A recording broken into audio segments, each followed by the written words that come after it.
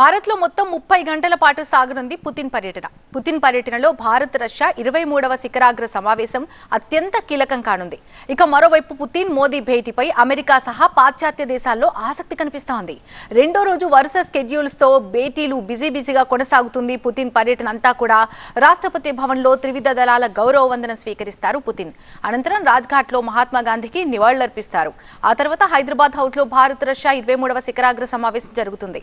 ఇక ఈ శిఖరాగ్ర భేటీలో మోదీ పుతిన్ మధ్య కీలక చర్చలు జరుగుతాయి. దాదాపు 2 గంటల పాటు సాగనుంది మోదీ పుతిన్ సమావేశం. శిఖరాగ్ర చర్చల్లో భారత్ రష్యా మధ్య కీలక ఒప్పందాలు జరుగుతాయి. వాణిజ్యం, టెక్నాలజీ, రక్షణ రంగాల్లో దాదాపు 25 ఒప్పందాలు జరిగే అవకాశం ఉంది. మధ్యాహ్నం 1:50 తర్వాత Modi Putin joint press meet ఉంటుంది. ఇక రాత్రికి పుతిన్ కి గౌరవ విందు ఇవ్వనున్నారు రాష్ట్రపతి ముర్ము.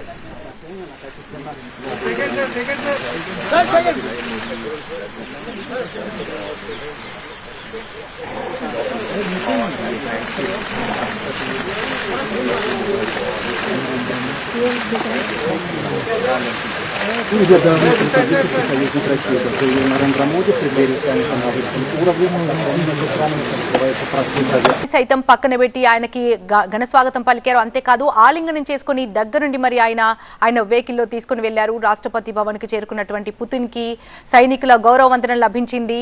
రాష్ట్రపతి భవన్ కార్యక్రమం తర్వాత ఆయన రాజ్ఘాట్కి వెళ్లనున్నారు. అక్కడికి వెళ్లి మహాత్మా గాంధీకి నివాళులర్పించనున్నారు రష్యా అధ్యక్షుడు పుతిన్.